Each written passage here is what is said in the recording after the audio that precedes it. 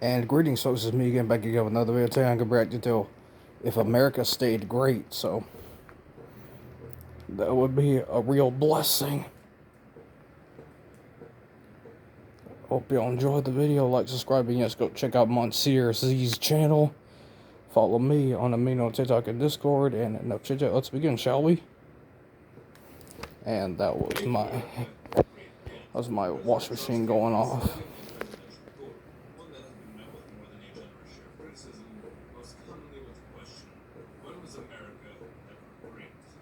Those of us who hold the U.S. dearly in our hearts, this question would be quite insulting.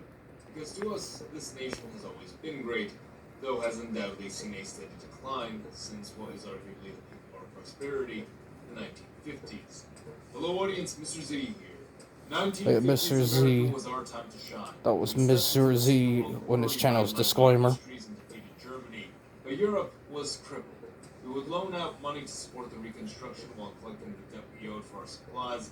Back home, we'd begun experimenting with new technologies which would make life easier, more convenient, and enjoyable. Soldiers returned to new homes, jobs, and futures for their children, all assured to them for their participation in the war.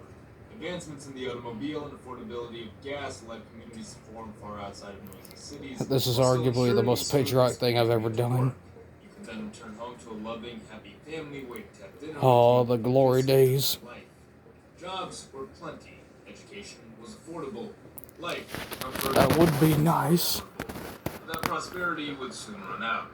Affordable food, affordable gas. To an age of war, paranoia, poverty, debauchery, rebellion, crime, and endless decline.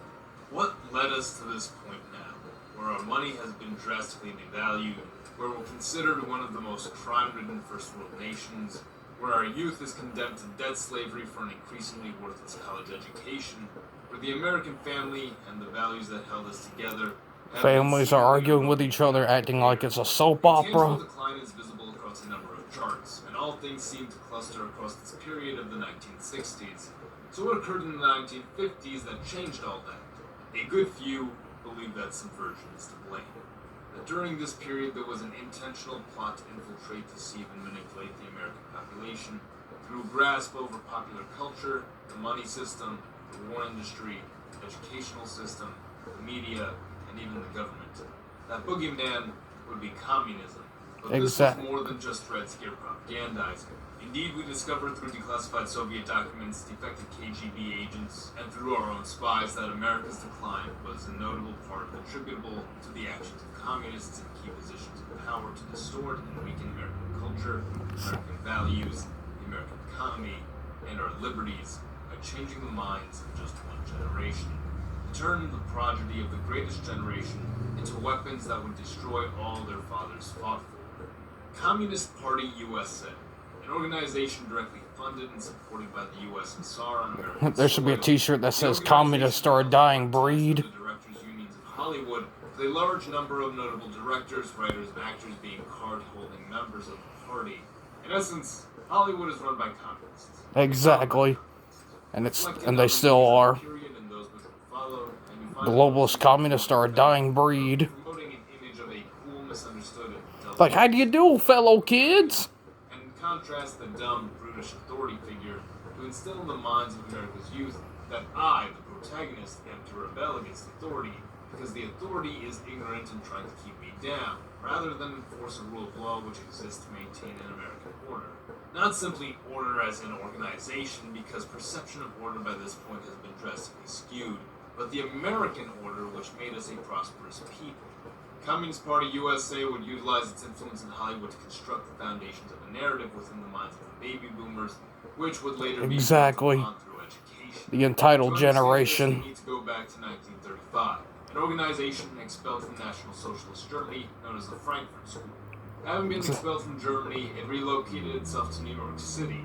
The Frankfurt School is plainly a school of social theory and philosophy. Even after the war, people were still looking for Nazi war criminals. Prominently, Karl Marx. Once in New York, the Frankfurt School would plan Somebody killed Marx. Oh wait, he's already dead. And teaching spread out. Some returning to Germany, others continuing their work in America, where they would begin their construction. The cult of Mars. using Marxist philosophy to critique and understand. There should be a shirt that says the cult of Mars or a dying Developing a breed. critical opinion of American culture as domineering and poisonous, a perception which would come to be fairly common amongst the counterculture teenagers in the 60s. Frankfurt School theorist Max Horkheimer had stated, "The function of critical theory is not to create material accomplishments, only to tear down. To question and tear apart every social structure and value without the proper tools for examination. Something which would seemingly serve the communists well once American soldiers returned from the war. Their children, and the younger amongst them, to be taught these destructive philosophies to rot the society from within. Thus, authority became fascism, discipline became oppression, traditions became outdated and ignorant, sowing the seeds for the hyper-liberalism that we know today. Surely somebody must have caught on to this. No one, if Wait they for knew it. this was true and not just some ghost story, would stand for it. And there were. The most noteworthy was Senator Joseph McCarthy, the man to which the act of exposing communists gets its name, McCarthyism. It is said that on February 9, 1950, McCarthy, while delivering a speech, produced a list of supposed communists within the State Department. 205 names, as some records indicate, others suggesting 57, a number which would rise to several more throughout the years. Many would come to label McCarthy as a liar and perpetrator of a witch hunt, something which would ultimately ruin his career and lead him to drink himself to death. However, years later, we now know from the known encrypted Soviet messages that McCarthy was in fact correct. Exactly. All his accusations were in fact AKA McCarthy was telling the truth. 9 of which were spies directly operating for the Soviet Union. Similarly, the Un-American Activities Committee launched in a McCarthy-style fashion a crusade against the communists of Hollywood, for ties to Communist Party USA, and for producing what were considered... We're in a crusade against the communists. But this group, too, was disbanded, no doubt with the support of the various subversive agents being sought out. But communism was but one piece of the equation which led the nation to its downward spiral. In the 1950s, the American dollar was a rather precious thing. Exactly. 10 times the purchasing power it has in the year 2018. And that difference between then and now seems to be on the ever-increasing path. By the end of World War II, the U.S. possessed approximately 60% of the world's gold, Wow. allowing the dollar to have a notable backing to it. However, as the years lingered on, so did hard times would fall around. Lower gas prices, lower food prices. Wars led more money to be printed up by the Federal Reserve than there was gold to back it up, and value began to fall. Of course, this printing didn't stop because the reserves didn't expect anyone to cash out for gold anytime soon. But in 1958, Charles de Gaulle of France, skeptical of the Federal Reserve's reckless printing, decided to begin exchanging his American dollars for gold bullion. As de Gaulle put it, gold doesn't change. It can be made into bars, ingots, or coins. It knows no nationality. It is accepted everywhere. So thus, why keep America's worthless paper, which was becoming increasingly less and less rare? As de Gaulle withdrew his gold from America's reserves, so did the currency lose even more value. Half its value, as a matter of fact, by 1975. Eventually, the U.S. was forced to end the gold standard under President Nixon, at risk of more nations withdrawing their gold and further devaluing the currency. What we're left with is a fiat currency backed only by your trust in its value, something which for quite a while would remain on the decline as more and more was printed. This plan of abolishing the gold standard was never intended to be a long-standing solution. Exactly. Only a remedy to the other nations reclaiming their gold from American reserves. Yet here it remains in our pockets a half-century later. Now, the years that follow would see the beginning of widespread internal tension in America based on economics, lifestyle, race, class, religion, a war on drugs to combat the effects of the If we only fixed these problems many years ago, none of this would have happened. 1965 Southern Immigration Act, which opened America's immigration doors to second and third world countries. American streets would see crime escalate to new heights. Actually, the person who actually got us into Vietnam was JFK. Okay, forever caused the Cuban Missile Crisis and messed up our immigration system. Where we tried to balance alliances with both Israel and the Arab nations, despite their hefty disagreements. Something which would begin an era of intervention in far-off lands, the stabilization of nations, and the rise of radical Islamic groups. Beginning an age of fear. The cult of Islam, I call them. Sacrificed freedoms for security. A new Sorry, Snowden, you've got to go. boomers Boomers found itself without proper role models in a world built not by hardworking men, but by the spoiled and greedy. Entitled. Born in a world without purpose or identity, fated to be sedated by endless consumption of medication and mindless distractions of a consumerist world. Ruled by gray, faceless politicians who don't care about America, who can't remember all that was fought and worth dying for. Exactly. And that was when America stopped being great. But what if all of that changed? What if America's youth hadn't been led astray, developing into the counterculture movement? Exactly. It would have been a miracle. How could things have been done differently? We'll suggest that in this timeline, Joseph McCarthy is never discredited and continues naming the communists, digging deep into Hollywood, and successfully removing the parasite that was Communist Party USA. He discovers through their connections how intermingled the communist network within the U.S. was, and would launch an awareness campaign to name and expose communistic individuals and actions wherever they may hide. Marxist professors, socialist sympathizers, and abusers of the system would be called out and shown to the American public for what they are. Those in positions of high power would be tried for treason as agents of the Soviet Union, weeding out those who would seek to subvert and poison our nation.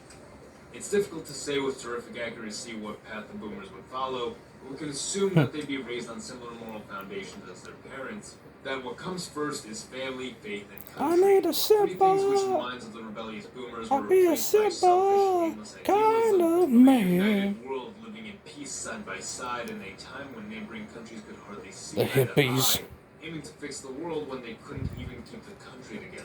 Don't like Americans hippies, and become more hippies don't like cautious of me. liberal policies which come to be perceived as exploitable by the communists. Thus, the voting majority avoids the election of John F. Kennedy and later his successor, Lyndon B. Johnson, instead electing Republican candidate Richard Nixon, forestalling the civil You know, rights Act JFK was drug addicted, and he wants oil to Marilyn Monroe. Nixon would still implement similar anti-drug policies as he did in our timeline, but without the mass degeneration of the youth demographic and widespread out of drugs, these policies would only restrict controlled substances to be entirely inaccessible to potential new users, while bringing down harsher punishment on dealers and those smuggling the drugs in.